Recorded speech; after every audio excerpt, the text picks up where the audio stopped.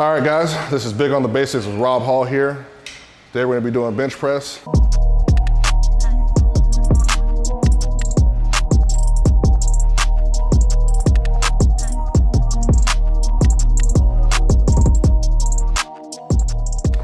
And I'm gonna go through a few cues that I like to run through. That way I get set, get in the proper position, and get as much power as I can, and then press as much weight as possible.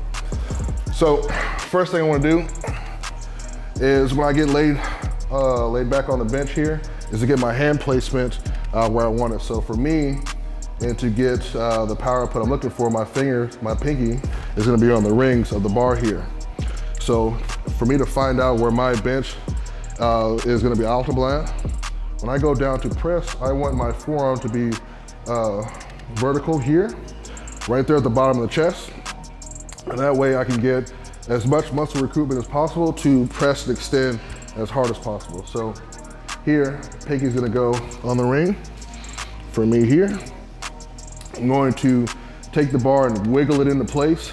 And how to do that, I'm gonna put the bar here on the bottom of my palm and not here in the middle of my palm. If I do it here, my wrist is gonna bend backwards. So I want it on the bottom of my palm, so that way when I bench press and grab the bar, my knuckles are going to be facing the ceiling and I can get a straight wrist, straight forearm, and press it straight up and get as much power as possible. So do that here. I take my pinky on the rings, wiggle it here till the bar is set in the bottom of the palm.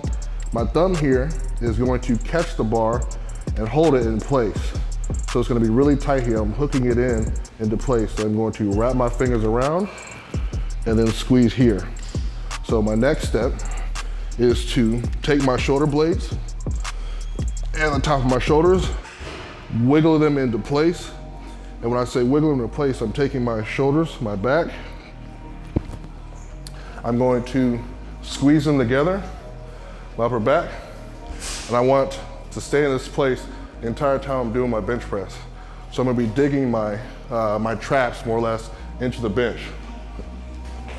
So hand placement, fingers on the rings, wiggle the bar into place, squeeze here, and I'm going to wiggle this down. At the same time, I'm also gonna take my feet and tighten them down, get on my toes, and wiggle them down into place.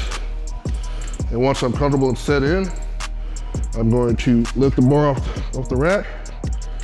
My next step is to draw the bar down like I'm doing a low row, right? So what I mean by that, so if you're doing a low row, you're taking your elbows, drawing them backwards and squeezing your backs and your lat all together. So it's the same thing I'm gonna do with the bar.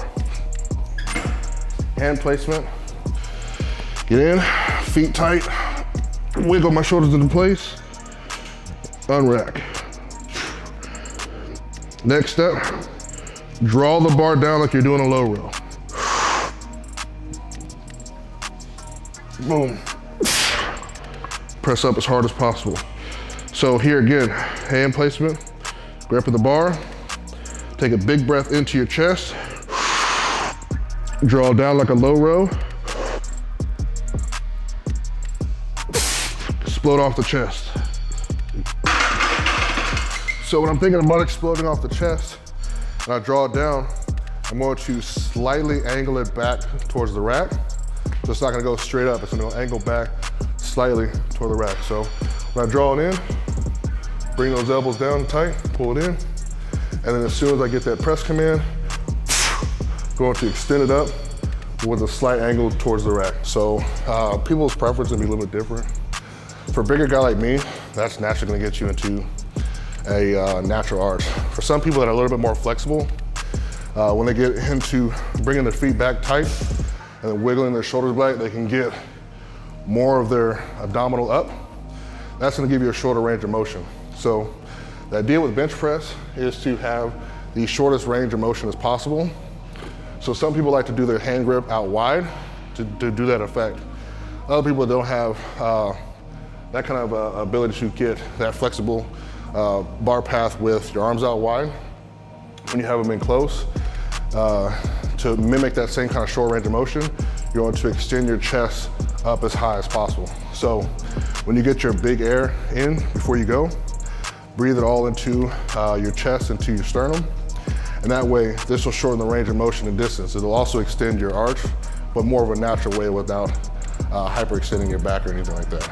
So each lift into a powerlifting movement, you want to be as fast as possible. The slower you do a lift, the more energy you're going to expend. So if you're doing it into a meet, you want to make sure you're doing a lift as fast as possible so you can recover as fast as possible. So when you get to your lift, the anticipation of waiting for the press command might seem a little bit intimidating, but if you practice this in your training, when you're doing your pause bench press, that's not going to be a problem when you get to the meet.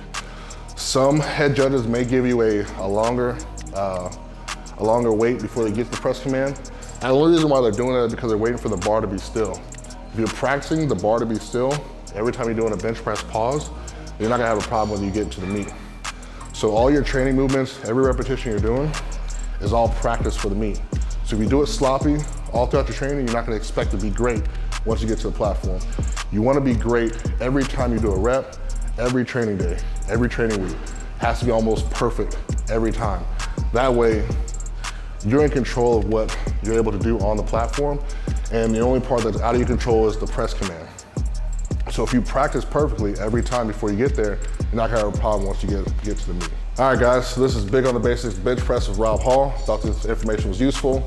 Don't miss the Big on the Basics here. You can leave a comment down below. I'll come check it out, answer some of your questions that you have, and hope you guys thought it was a great video.